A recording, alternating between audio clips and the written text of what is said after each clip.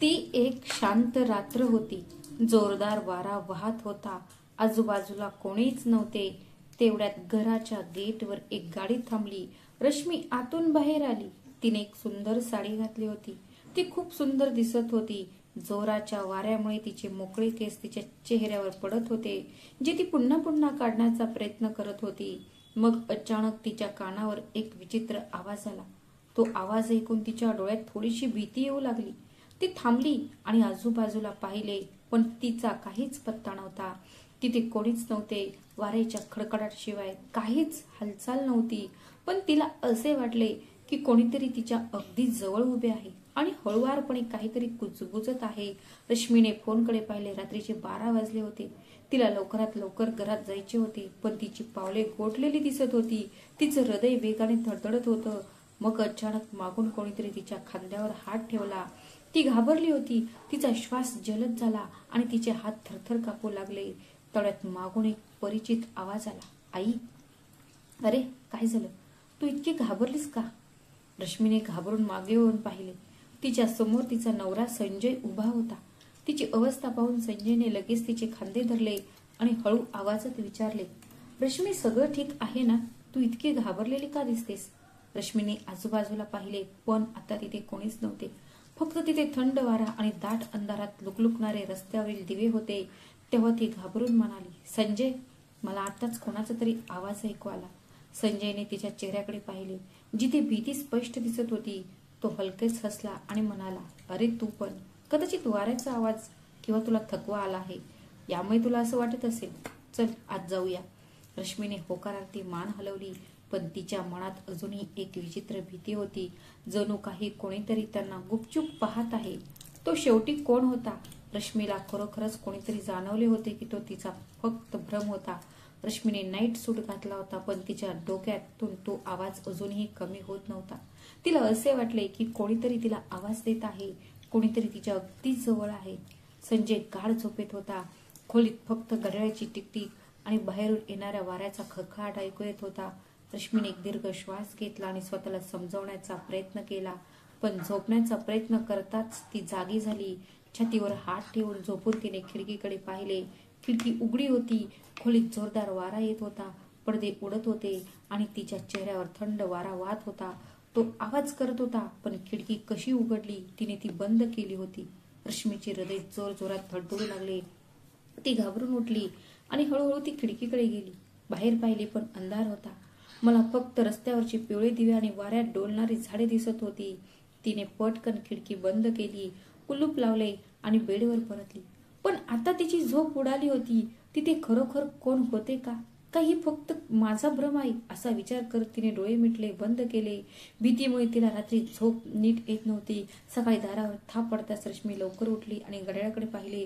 तिने संजयला उठवले आणि म्हणाली, संजय, लवकर उठ, 9 वाजले आहेत. संजय आश्चर्याने जागा झाला. 9 वाजले आहेत का? मग पुन्हा एकदा दरवाजा वाजला. रश्मी उठली आणि तिने दार उघडताच तिच्या सासू गीताजी म्हणाल्या, काय झालं बाळा? तुम्ही दोघेही अजून झोपला आहात का? रश्मी काहीशा संकोचाने म्हणाली, आई, काल रात्री आम्ही उशिरा झोपलो होतो. ठीक आहे, लवकर ये, मी नाश्ता बनवला आहे. नाश्त्याच्या वेळी रश्मीला काल रात्रीच्या घटनेबद्दल सांगावेसे वाटले, पण नंतर तिला वाटले की तिची सासू नाराज होईल, म्हणून तिने काही सांगितले नाही. संजयने ऑफिसला जाण्यासाठी पटकन तयारी केली आणि रश्मीने स्वयंपाकघरात त्याच्यासाठी जेवणाचा डब्बा भरायला सुरुवात केली होती. तेवढ्यात तिच्या सासू गीताजी म्हणाल्या, बाळा, मी काल रात्री संजयसाठी लाडू बनवले होते. तेवढ्या डब्यात त्याला 2 लाडू पण दे. रश्मी हसत म्हणाली, ठीक आहे आई, मी ते जेवणाचा डब्बाच भरत होते, देते मी त्यांना लाडू. मी ते करत होते तेव्हा संजयचा आवाज आला, रश्मी, लवकर कर, मला उशीर होत आहे. गीताजी हसून म्हणाल्या, लवकर जा, नाही तर तो जेवणाशिवाय निघून जाईल. रश्मी पटकन म्हणाली, हो आई, मी देते. मग ती संजय त्याची बाईक सुरू करत असताना रश्मी बाहेर पळत गेली. रश्मीने त्याला टिफिन दिला. तो चिडवत म्हणाला, तू आज खूप छान दिसत आहेस. यावर संजय हसला आणि म्हणाला, शेवटी मी कोणाचा नवरा आहे. दोघेही हसले. मग रश्मी म्हणाली, आता उशीर होत नाहीये का? संजय प्रेमाने म्हणाला, तू मला बोलण्यात गुंतवून टाकतेस. मग त्याने आपले हेल्मेट घातले आणि हसत म्हणाला, चल, मी निघतो. तो गेल्यानंतर रश्मी घरामध्ये आली. रश्मी घरात काम करत असताना तिची सासू गीताजी म्हणाल्या, बाळा, दरवाजा बंद कर. रश्मी आश्चर्याने विचारते, आई, तुम्ही कुठे जात आहेस? गीताजी हसत हसत म्हणाल्या, हो बाळा, मी नीतूला खूप दिवसांपासून भेटलेले नाही. तिने काल संध्याकाळी मला फोन केला आणि म्हणाली, आई, तुला फक्त तुझ्या सुनेची आणि मुलाची काळजी वाटते. तुला माझी आठवणही येत नाहीये. म्हणून मी काल रात्री तिच्यासाठी गोड लाडू बनवले. मी विचार केला की आज मी गेल्यावर तिला देईन, कारण तिला लाडू खूप आवडतात. रश्मी हसत म्हणते, आई, तुम्ही लाडू बनवले हे छान आहे, आणि तरीही नीतू दीदीला लाडू खूप आवडतात. गीताची प्रेमाने तिच्या डोक्याला हात लावतात आणि म्हणतात, ठीक आहे, मी जात आहे. तू स्वतःची काळजी घे. रश्मी सहमतीने मान हलवते आणि दार बंद करते. रश्मी स्वयंपाकघरातील काम संपवून तिच्या खोलीत जात असतानाच दारावरची बेल वाजली. तिला वाटले यावेळी कोण आले असेल. जेव्हा त्याने दार उघडले तेव्हा तिला दिसले की कोणीही नाही. तिने आजूबाजूला पाहिले, पण तिला कुठेही कोणीही दिसले नाही. विचित्र, ती स्वतःशीच म्हणाली, आणि दार बंद करणारच होती तेव्हा अचानक तिने खाली पाहिले.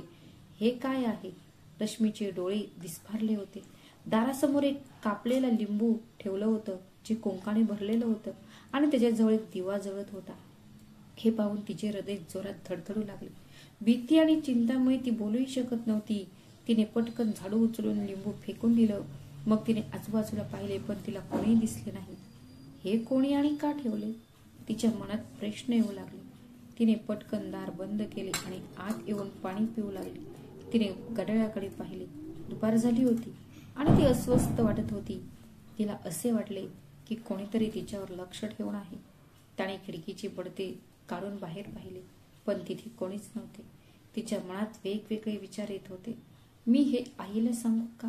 पण मग तिने विचार केला, नाही, आई विनाकारण काळजी करत बसतील.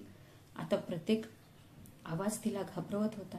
गीताजी आणि त्यांचे पती रामशरणजी यांनी हे घर खूप वर्षांपूर्वी खूप स्वप्ने पाहून बांधले होते. रामशरणजी सरकारी नोकरीत होते आणि त्यांना त्यांच्या प्रामाणिकपणाने आणि कठोर परिश्रमाने हे घर त्यांच्या कुटुंबासाठी बांधले. परंतु काही वर्षापूर्वी त्यांचे निधन झाले. अचानक त्यांची तब्येत बिघडली आणि नंतर त्यांनी हे जग सोडले. रामशरणजी गेल्यानंतर गीताजींनी त्यांचा मुलगा संजय आणि मुलगी नीतू यांना खूप दिलासा दिला. त्यांनी तिला खूप कष्ट करून वाढवले. नीतूचे लग्न एका चांगल्या कुटुंबात झाले होते आणि ती तिच्या सासरी होती. गीताजी आता संजय आणि रश्मी सोबत राहत होत्या. हे घर त्यांच्यासाठी फक्त 4 भिंतीचे घर नव्हते, तर त्यांच्या आयुष्यातील सर्व आठवणींनी भरलेले होते.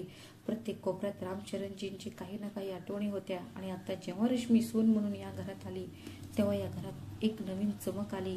गीताजींना रश्मी आवडायची, कारण ती एक चांगली, संस्कारी आणि हुशार मुलगी होती. ती घरातील सर्व कामे आनंदाने करायची आणि कधीही कोणावर रागवायची नाही. तिने कशाचीही तक्रार केली नाही. दुसरीकडे गीताजी त्यांची मुलगी नीतूला भेटण्यासाठी तिच्या घरी पोहोचल्या. दार उघडताच नीतू हसत म्हणाली, अरे आई, तू निदान मला फोन तरी करू शकली असतीस आणि मी स्वतः तुला घ्यायला आली असती. गीताजी हसत हसत आत आल्या आणि सोफ्यावर बसल्या आणि म्हणाल्या, काल तुझा फोन आला होता म्हणून मी आले.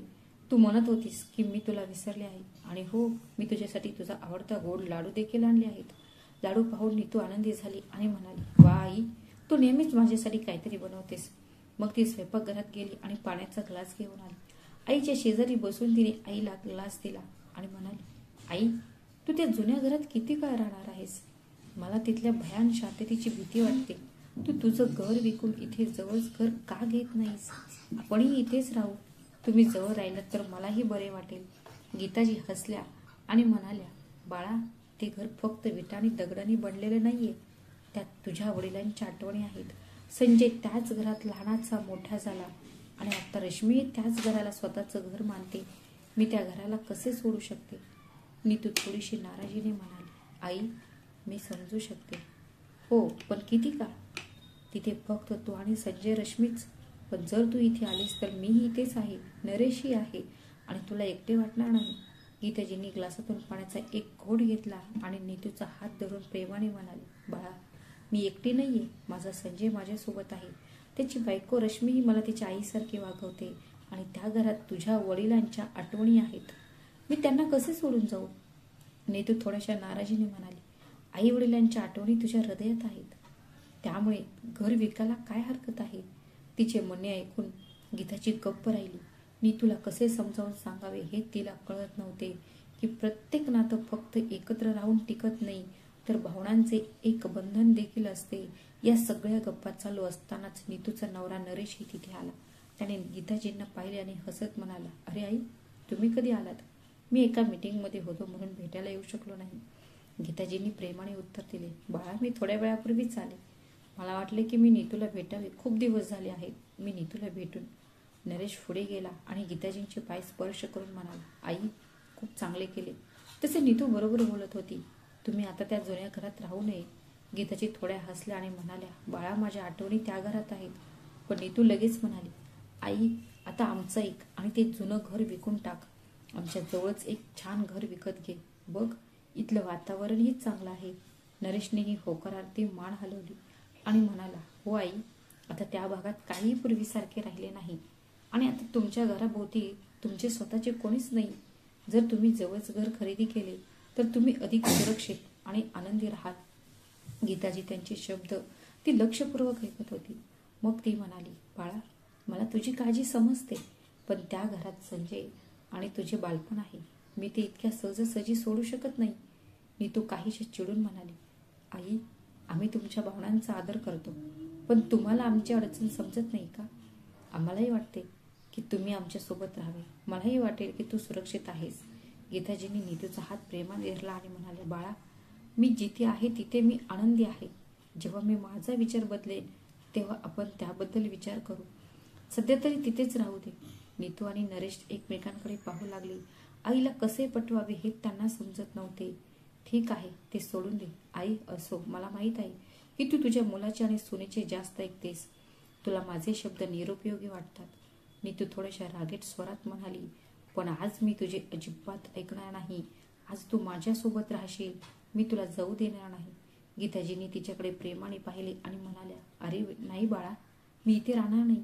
मी नाही राहू शकत. तुझा भाऊ संजय माझ्याशिवाय राहू शकत नाही. आणि सुनबाई रश्मीबद्दल सांगायचे झाले तर तिने आधीच सांगितले आहे की आई, तुम्ही कुठेही जाऊ शकता, काही हरकत नाही, पण कुठेही राहू नका, कारण तुमच्याशिवाय मला करमत नाही. नीतू थोडीशी चिडून म्हणाली, अरे आई, हीच गोष्ट आहे की मी तुझ्यासाठी कोणी नाही आणि संजय, रश्मी तुझे आहेत. गीताजींनी तिला समजावून सांगितले, असं नाहीये बाळा, आईसाठी तिची दोन्ही मुलं समान असतात. पण जेव्हा नरेशने गीताजींनाही राहायला सांगितले तेव्हा ती नकार देऊ शकली नाही. गीताजी हलक्या हास्यासह म्हणाल्या, ठीक आहे बाळा, जर तुम्ही दोघे जर असं म्हणत असाल तर मी आज रात्री इथेच राहीन. नीतू आनंदाने म्हणाली, आई, मला हेच हवे होते. आज तू माझ्यासोबत आरामात बसून खूप गप्पा मारूया. नरेशही हसला आणि म्हणाला, हो आई, तुम्हाला भेटून बराच वेळ झाला. तुम्ही आला हे बरे झाले. गीताजी किंचित हसल्या, पण तिला अजूनही तिच्या घराची काळजी वाटत होती. मला माहीत नाही संजय घरी पोहोचला आहे की नाही असा विचार करून ती नीतूला म्हणाली, बाळा, मला संजयला एक फोन करू दे, जेणेकरून मी त्याला सांगू शकेल की आजची रात्र मी इथेच राहते. नीतू थोडी चिडून म्हणाली, अरे आई, तुला घराची काळजी सतत असते का? भैया आणि वहिनी ही लहान मुले नाहीत. ती त्यांची स्वतःची काळजी घेऊ शकतात. गीताजी हसल्या आणि म्हणाल्या, आईचं हृदय असंच असतं बाळा. संजय कितीही मोठा झाला तरी माझ्यासाठी तो नेहमीच माझा लहान मुलगा राहील. नीतूने मान हलवली आणि म्हणाली, ठीक आहे आई, तू त्याला फोन करू शकतेस, पण त्यानंतर तुला फक्त माझ्याशीच बसून बोलायचे आहे. गीताजींनी संजयला फोन केला, बाळा, मी आज रात्री नीतूसोबत राहते. संजय हसला आणि म्हणाला, ठीक आहे आई, तू तिथे आराम कर, पण हां, उद्या लवकर ये. तुला माहिती आहे रश्मी तुझ्याशिवाय राहू शकत नाही. संजयचे बोलणे ऐकून गीताजी म्हणाल्या, मला माहिती आहे बाळा, काळजी करू नकोस, मी लवकर येईन. गीताजींनी फोन ठेवला आणि नीतूच्या शेजारी बसल्या, पण तिला तिच्या मागे असलेल्या घरात काय चालले आहे याची काहीच कल्पना नव्हती. फक्त गीताजींच्या घरी एकटी रश्मी होती. रात्र झाली होती आणि संजय अजून ऑफिसमधून परतला नव्हता. रश्मीने घरातील सर्व कामे उरकली होती, पण स्वयंपाकघरातील लाईट बंद करताच तिला कोणीतरी येत आहे असे वाटले. ती दाराजवळ उभी राहिली.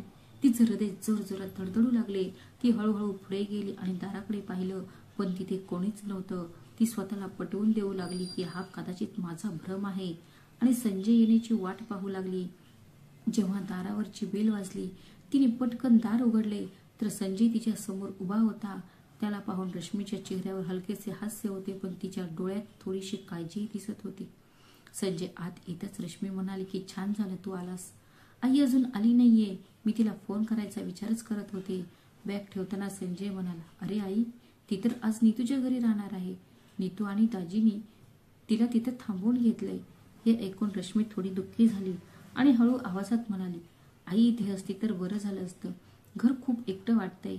संजय हसला आणि प्रेमाने तिच्या डोक्याला हात लावत म्हणाला, तू इतक्या छोट्याशा गोष्टीवर का उदास होत आहेस? आई सकाळी येईल. रश्मी हलकेच हसली, पण तरीही तिला विचित्र वाटत होते. तिला अजूनही दाराशी ठेवलेलं लिंबू आणि जळणारा दिवा आठवत होता. ती विचार करत होती की हे संजयला सांगावे की नाही. रश्मी संजयच्या शेजारी बसली आणि हळुवारपणे म्हणाली, संजय, मला तुझ्याशी काहीतरी बोलायचं आहे. संजयने तिचा चेहरा पाहिला आणि ती गोंधळलेली आहे हे त्याच्या लक्षात आले. त्याने काळजीत विचारले, काय झाले रश्मी? तू थोडी काळजीत दिसतेस. रश्मी म्हणाली, हो, आज दुपारी मी स्वयंपाकघरातील काम संपवून माझ्या खोलीत जात असताना दाराची बेल वाजली. मला वाटले की यावेळी कोण आले असेल, पण जेव्हा मी दार उघडले तिथे कोणीच नव्हते. संजयला थोडे आश्चर्य वाटले आणि त्याने विचारले, तिथे कोणी नव्हते का? कदाचित कोणीतरी चुकून बेल वाजवली असेल आणि निघून गेलं असेल. रश्मीने मान हलवली. सुरुवातीला मीही तेच विचार करत होते, पण जेव्हा मी दार बंद करायला सुरुवात केली तेव्हा मला जमिनीवर एक लिंबू पडलेलं दिसलं, जे मधूनच कापलेलं होतं आणि त्यात वर सिंदूर भरलेलं होतं. जवळच एक दिवा जळत होता. संजयने हे ऐकले आणि विचारले, काय? हे सर्व तिथे पडले होते का? तुला आजूबाजूला कोणी दिसलं नाही का? रश्मी हळूच म्हणाली, नाही, तिथे कोणीच नव्हतं. मला खूप विचित्र वाटले म्हणून मी त्याला झाडूने बाहेर ढकलले आणि पटकन दार बंद केले. पण तेव्हापासून मी खूप घाबरले आहे. मला समजत नाहीये की हे कोणी आणि का करू शकते. संजय गंभीर झाला. त्याने रश्मीचा हात धरला आणि म्हणाला, काळजी करू नकोस, मी बघतो हे सगळं काय प्रकार आहे. पण पुढच्या वेळी जर तुला काही विचित्र वाटले तर लगेच मला फोन कर, ठीक आहे? रश्मीने होकारार्थी मान हलवली, पण तिच्या मनाला अजूनही एक विचित्र भीती वाटत होती. शेवटी हे सर्व कोण करत होते आणि का करत होते? रात्र कशी तरी निघून गेली, पण रश्मीच्या मनात अजूनही एक विचित्र अस्वस्थता होती. सकाळी जेव्हा ती आंघोळीसाठी बाथरूममध्ये गेली तेव्हा तिने शॉवर चालू करताच पाण्याचा रंग पूर्णपणे लाल झाला होता. हे पाहून ती ओरडली, संजय! ती मोठ्याने ओरडली. खोलीत असलेल्या संजयने रश्मीचा घाबरलेला आवाज ऐकला. पटकन बाथरूमकडे धावला. त्याने दार उघडले आणि आत पाहिले तर रश्मी एका कोपऱ्यात घाबरलेली उभी असलेली दिसली. तिच्या डोळ्यात भीती स्पष्ट दिसत होती. संजयने ताबडतोब शॉवर बंद केला आणि पाहिलं तर बकेटमधील पाणी लाल दिसत होते. त्याला धक्काच बसला. रश्मी, तू ठीक आहेस ना? हे काय आहे? संजय म्हणाला. पण त्याआधीच रश्मी थरथर कापत म्हणाली, संजय, हे काय चाललंय? आधी दारावर लिंबू आणि सिंदूर आणि आता हे लाल पाणी. मला खूप भीती वाटत आहे. संजयने तिच्या खांद्यावर हात ठेवला आणि म्हणाली, शांत हो रश्मी, चल आधी बाहेर जाऊया, मग आपण पाहू हे काय आहे. रश्मी थरथर कापत बाहेर आली. संजयने पुन्हा नळ चालू केला आणि पाणी तपासले, पण ते पूर्णपणे स्वच्छ होते. हे कसं शक्य आहे? संजय स्वतः गोंधळला. इकडे रश्मी भीतीने थरथर कापत होती. संजय, कोणीतरी आपल्याला घाबरवण्याचा प्रयत्न करत आहे. हे सर्व असेच होऊ शकत नाही. संजय, हे का घडत आहे याचा गंभीरपणे विचार करू लागला. हे सगळं कोण करत आहे आणि का? रश्मी भीतीने थरथर कापू लागली. तिचे हातपाय थंड पडले आणि तिचा चेहरा फिकट पडला. चिंताग्रस्ततेमुळे तिची तब्येत बिघडू लागली. संजयने तिला बेडवर बसवण्यास मदत केली आणि पाणी आणून तिच्या कपाळावर शिंपडले. रश्मी, काळजी करू नकोस, मी इथे आहे. संजय तिला शांत करण्याचा प्रयत्न करत होता, पण ती खूप थरथर कापत होती. थोड्याच वेळात तिला खूप ताप आला. संजय काळजीत पडला आणि त्याने ताबडतोब औषधांची व्यवस्था करायला सुरुवात केली. त्यानं रश्मीच्या कपाळाला हात लावला तर त्याला जाणवलं की ताप खूप आहे. रश्मी, तू झोप, मी डॉक्टरांना फोन करतो, संजय म्हणाला आणि पटकन मोबाईल उचलला. रश्मीचे डोळे अर्धे बंद होते. ती हळू आवाजात म्हणाली, संजय, मला खूप भीती वाटत आहे. जणू कोणीतरी आपल्याला पाहत आहे. संजयने तिचा हात धरला आणि म्हणाला, असा काहीही विचार करू नकोस, मी तुझ्यासोबत आहे. हे अचानक काय घडत आहे हे त्यालाही समजत नव्हते. रात्रीच्या वेळी विचित्र आवाज, मग दाराशी लिंबू आणि सिंदूर आणि आता बाथरूममध्ये लाल पाणी. हे सर्व कोण करत आहे आणि हा फक्त योगायोग आहे का? किंवा कोणीतरी खरोखरच रश्मी आणि तिच्या कुटुंबाविरुद्ध काहीतरी करत होते का? संजयला काहीच समजत नव्हते. त्याने लगेच नीतूला फोन केला, पण नीतूने त्याला आईशी बोलू दिले नाही आणि रागाने म्हणाली, संजय, आई कालच तर माझ्याकडे आली आहे आणि तू आहे की तिला माझ्यासोबत थोडेही राहू देत नाही. संजय काळजीने म्हणाला. पण नीतू मला एकदा तरी आईशी बोलू दे. नीतू चिडून म्हणाली, माहिती आहे मला तू तुझ्या गोड शब्दाने आईला मनवशील आणि मग आई इथून तुझ्याकडे निघून येईल. तुला हेच हवे आहे बरोबर ना. संजयने एक दीर्घ श्वास घेतला आणि शांतपणे ठाम आवाजात म्हणाला, नीतू ती माझीही आई आहे. माझाही तिच्यावर तेवढाच अधिकार आहे जेवढा तुझा आहे. आणि हो, तू पुन्हा पुन्हा घर विकण्याबद्दल का बोलत आहे. आईने आधीच स्पष्टपणे सांगितले आहे. आता प्लीज मला आईशी बोलू दे. तेवढ्यात गीताजी ज्या नीतूचा आवाज ऐकत होत्या जवळ आल्या आणि विचारले, कोण आहे बाळा. नीतू रागाने म्हणाली, कोण असू शकेल, तुझा लाडका मुलगा. गीताजींनी फोन हातात घेतला आणि प्रेमाने म्हणाली, संजय काय झालं बाळा. संजय लगेच म्हणाला, आई तू ठीक आहेस ना. गीताजी म्हणाल्या, मी ठीक आहे, फक्त नीतूने आग्रह धरला म्हणून मी थांबले. संजय घाबरलेल्या आवाजात म्हणाला, आई रश्मीची तब्येत ठीक नाहीये. तिला खूप ताप आहे. ती खूप घाबरली आहे. घरात काही विचित्र गोष्टी घडत आहेत. गीताजींना धक्का बसला. रश्मीला काय झाले. आई मी सगळं फोनवर नाही सांगू शकत, तू घरी ये. गीताजींनी नीतूकडे पाहिले आणि म्हणाल्या, नीतू मी आता घरी जात आहे. रश्मीची तब्येत ठीक नाही. मला आता तिथे हसायला हवं. नीतू रागाने म्हणाली, आई तुला तिथे का जायचे आहे. इथे आरामात राहा. गीताजी मऊ पण कणखर आवाजात म्हणाल्या, नीतू बाळा माझी काळजी करू नकोस. मला आता माझ्या मुलाकडे आणि सुनेकडे जायचं आहे. नीतू काही बोलण्यापूर्वीच गीताजींनी तिची बॅग घेतली आणि संजयला म्हणाली, बाळा मी इथून निघत आहे. संजयने सुटकेचा निश्वास सोडला. पण त्याच्या मनात अजूनही प्रश्न होते की घरात जे काही घडत आहे त्यामागे कोण आहे. काही वेळाने गीताजी तिच्या घरी परततात. पण आत येताच आणि रश्मीची अवस्था पाहताच तिचं हृदय पिळवटून जाते. रश्मी बेडवर कपाळावर ओली पट्टी बांधून पडली होती. पण तरीही तिचा ताप कमी होत नव्हता. ती हळुवारपणे बडबडत होती. जणू काही तिला काहीतरी बोलायचं आहे पण शब्द स्पष्टपणे बाहेर पडत नव्हते. गीताजी काळजीत पडल्या आणि त्यांनी संजयला विचारले, बाळा रश्मीला काय झाले. ती इतकी अशक्त आणि घाबरलेली का दिसते. संजयने काळजीत उत्तर दिले, आई ती खूप घाबरली आहे. सकाळी ती आंघोळीला गेली आणि नळ उघडताच पाणी रक्ताळले. ती भीतीने ओरडली आणि तेव्हापासून तिचा ताप कमी झालेला नाही. गीताजींना धक्काच बसला. काय लाल पाणी. पण हे कसं होऊ शकतं. संजयने एक दीर्घ श्वास घेतला आणि म्हणाला, मलाही समजत नाहीये आई. आधी दारावरती विचित्र लिंबू सिंदूरची वस्तू आणि आता घरात असं काही घडत आहे. गीताजींनी प्रेमाने तिच्या सुनेच्या डोक्यावर हात ठेवला. रश्मीला तिचा स्पर्श जाणवताच ती अचानक उठून बसली आणि तिच्या सासूला मिठी मारली आणि खूप रडली. आई मला असं वाटत आहे की घरात कोणीतरी आहे जो माझ्यावर सतत लक्ष ठेवून असतो. मला खूप भीती वाटते. बोलताना तिचा आवाज थरथर कापू लागला. गीताजींनीही काहीतरी विचार केला आणि मग तिने तिला घट्ट धरले आणि तिच्या डोक्याला हात लावत म्हणाली, शांत हो बाळा, तुला काहीही होणार नाही. आता तुला घाबरण्याची गरज नाही. मी आहे ना इथे. रश्मीने तिचे डोके तिच्या मांडीवर ठेवले आणि रडू लागली. तर संजय बाजूला उभा राहून हे सर्व पाहत होता. त्याने त्याच्या पत्नीला इतके घाबरलेलं कधीच पाहिलं नव्हतं. एवढं बोलून झाल्यावर गीताजींनीही संजयकडे पाहिले आणि त्याला काहीतरी इशारा केला. संजय लगेच त्याच्या आईकडे आला आणि हळुवारपणे विचारले, काय झाले आई. गीताजी गंभीर स्वरात म्हणाल्या, संजय मला आता कुठेतरी जायचं आहे. संजयला धक्का बसला. पण आई कुठे. तुला माहिती आहे ना रश्मी तुझ्याशिवाय राहू शकत नाही. गीताजींनी त्याच्या बोलण्याकडे दुर्लक्ष केले आणि म्हणाल्या, बाळा माझं जाणं खूप महत्वाचं आहे. मी परत येईपर्यंत तू रश्मीला एकटे सोडू नकोस. तिची काळजी घे. संजयला काहीच समजले नाही पण त्याने होकारार्थी मान हलवली. गीताजींनी रश्मीकडे एक नजर टाकली. ती अजूनही घाबरलेली होती. मग ती काहीही न बोलता पटकन घराबाहेर पडली. नक्की गीताजी कुठे चालली होती. का त्यांना काही कल्पना आली होती का. गीताजींनी एक ॲटो थांबवली आणि त्यात बसून निघून गेला. त्यांच्या चेहऱ्यावर गंभीरता स्पष्ट दिसत होती पण ती कुठे जात आहेत हे मात्र कोणालाही माहीत नव्हते. संध्याकाळी त्या घरी परत आल्या तेव्हा संजयने लगेच विचारले, आई तू कुठे गेली होतीस. पण गीताजींनीही त्याचं संभाषण मध्येच थांबवलं आणि रश्मीकडे बघत म्हणाले, रश्मी बाळा आता तुझी तब्येत कशी आहे. रश्मीने गीताजींचा हात हळुवारपणे धरला आणि म्हणाली, आई मला खूप भीती वाटत आहे. असं वाटतं आहे की आता आपल्याला इथं नाही राहायला पाहिजे. कदाचित नीतू दीदी बरोबर होत्या. आता इथे राहणे सुरक्षित नाही. गीताजींनी रश्मीच्या डोक्याला प्रेमाने हात लावणे हसत म्हणाल्या, बाळा काळजी करू नकोस, सगळं ठीक होईल.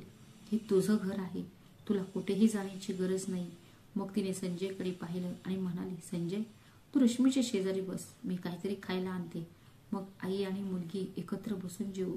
संजयला वाटले की गीताजी काहीतरी लपवत आहेत. तिच्या चेहऱ्यावर एक विचित्र भाव होता, जणू काही तिला काहीतरी अंदाज आला असेल, पण ती सांगू इच्छित नाही. गीताजी कुठे गेल्या? तिला या भीतीमागील खरे सत्य कळले आहे का? रात्री गीताजी रश्मीसोबत झोपल्या आणि सकाळी उठल्यानंतर पहिली गोष्ट त्यांनी मंदिरात देवासमोर दिवा लावला. डोळे मिटून प्रार्थना केली, हे देवा, माझ्या कुटुंबावर आलेलं हे संकट दूर कर. माझी सून खूप घाबरली आहे, तिची भीती दूर कर. मग संजय उठला आणि त्याची आई प्रार्थना करत असल्याचे पाहून तो शांतपणे तिच्या शेजारी येऊन उभा राहिला. गीताजीने डोळे उघडले आणि संजयकडे पाहिलं. संजय म्हणाला, आई काल तू कुठे गेली होतीस? तू मला सांगितलं नाहीस. गीताजी हलकेच हसल्या आणि म्हणाल्या, बाळा, काही गोष्टी वेळेनुसार आपोआप सुटतात. तुला फक्त थोडा धीर धरायला हवा. गीताजींनी संजयने रश्मीला चहा आणि नाश्ता दिला आणि म्हणाल्या, संजय बाळा, रश्मीची तब्येत ठीक नाही, म्हणून तू आज ऑफिसला जाऊ नकोस. दिवसभर तुझ्या बायकोसोबत राहा. संजयने थोडं आश्चर्याने विचारलं, पण आई तू घरी असशील ना, मग मी इथे राहून काय करू? गीताजी गंभीर स्वरात म्हणाल्या, नाही बाळा, मला काही महत्त्वाच्या कामासाठी बाहेर जायचं आहे. हे ऐकून संजय काळजीत पडला आणि त्याने विचारलं, आई तू कुठे चालली आहेस? कालही तू मला काही न सांगता निघून गेलीस आणि जेव्हा मी विचारल्यावर तू तो विषय टाळला. शेवटी हे काय प्रकरण आहे? गीताजीने संजयकडे पाहिले आणि थोडे थांबून म्हणाले, मी तुला सांगितले होते की योग्य वेळ आल्यावर तुला सर्व काही कळेल. तू फक्त माझं ऐक आणि रश्मी सोबत राहा. तिला सध्या तुझ्या आधाराची गरज आहे. रश्मी, जिला अजूनही अशक्त वाटत होती, ती आईला म्हणाली, तुम्ही कुठे चालला आहात? मी आता ठीक आहे. तेव्हा गीताजी रश्मीला प्रेमाने म्हणाले, बाळा काळजी करू नकोस, मी लवकरच परत येईल. तू फक्त आराम कर आणि स्वतःची काळजी घे. यानंतर गीताजीने तिची पर्स उचलली आणि घराबाहेर पडल्या. पण ती कुठे जात होती? तिला कोणावर संशय आला का? त्यांना काही सत्य सापडले होते का? गीताजींनी दारावरची बेल वाजवली. दार उघडले तेव्हा समोर तिची मुलगी नीतू होती. आई अचानक दारात उभी असल्याचे पाहून नीतूला आश्चर्य वाटले. ती काही बोलण्यापूर्वीच गीताजींनी तिला आत ढकलले आणि रागाने तिच्या गालावर जोरात थाप मारली. नीतू स्तब्ध झाली. तिने आश्चर्याने आईकडे पाहिले आणि म्हणाली, आई तू काय करतेस? गीताजींच्या डोळ्यात राग आणि वेदना दोन्ही प्रतिबिंबित होत होते. ती कठोर आवाजात म्हणाली, तुला काय वाटले की हे मला कधीच कळणार नाही? ही सर्व तुझीच युक्ती आहे. घरात विचित्र घटना घडणे, रश्मीची तब्येत बिघडणे, तिला घाबरवणे, हे सगळं तूच केलं आहेस. कारण मी घाबरून ते घर विकून टाकावं, बरोबर ना? नीतूच्या डोळ्यात क्षणभर घबराहट दिसून आली, पण मग तिने स्वतःला सावरले आणि म्हणाली, आई तू काय म्हणत आहेस? मी काय हे करेन? गीताजी तिचं बोलणं मध्येच थांबवत म्हणाल्या, खूप छान. मला माहित आहे की तुझा खरा हेतू तर हे घर विकणं आहे, म्हणजे विकल्यानंतर तुझा वाटा तुला मिळावा. तुझ्या लोभापायी तू एवढी खाली जाशील असे मला कधीच वाटले नव्हते. नीतू आता कारणे शोधू लागली. आई तू चुकीचा विचार करत आहेस, मी हे सर्व केले नाही. पण गीताजींनी तिच्याकडे रागाने पाहिले आणि म्हणाली, आता खोटे बोलू नकोस, मी सर्व माहिती काढली आहे. मला सगळं कळले. ते लिंबू आणि सिंदूर पाणी लाल होणं हे सगळं तुझं षडयंत्र होतं. तुला हेच हवं होतं की आम्ही भीतीपोटी ते घर सोडून जावं. पण लक्षात ठेव, त्या घरात माझ्या नवऱ्याच्या आठवणी आहेत. काहीही झालं तरी ते मी घर विकणार नाही. गीताजींनी एक दीर्घ श्वास घेतला आणि कठोर स्वरात म्हणाल्या, आता तू असा विचार करत असशील की मला हे सत्य कसे कळले, तर ऐक. गीताजींनी एक दीर्घ श्वास घेतला आणि पुढे म्हणाल्या, त्या दिवशी जेव्हा मी तुझ्या घरातून निघाली तेव्हा मी तुझ्या धीराला आपल्या घराजवळ लपलेले पाहिलं होतं. सुरुवातीला मला वाटलं की हा योगायोग असेल, पण जेव्हा मी त्याला पुन्हा आमच्या घरात फिरताना पाहिले तेव्हा मला समजले की काहीतरी गडबड आहे. मग मी शेजाऱ्यांकडे चौकशी केली आणि जे सत्य बाहेर आले ते असे होते की ते ऐकून मी अगदी हादरून गेली. जेव्हा मला सांगण्यात आले की हा मुलगा तुमच्या घराजवळ राहतो, तेव्हा या मागे कोण आहे समजण्यास मला जास्त वेळ लागला नाही. पण मी गप्प राहिली आणि योग्य क्षणाची वाट पाहत होती. आज मी मंदिरात प्रार्थना करत असताना माझ्या घराच्या खिडकीत मला एक सावली दिसली आणि जेव्हा मी तिच्या मागे गेली तेव्हा मला कळले की ती तिसरा कोणी नसून तो तुझा धीरच होता. आणि मग त्याने मला सांगितले की त्याने हे सर्व तुझ्या सांगण्यावरून केले आहे. नीतू आता पूर्णपणे अडकली होती. ती घाबरून म्हणाली, आई, मी फक्त.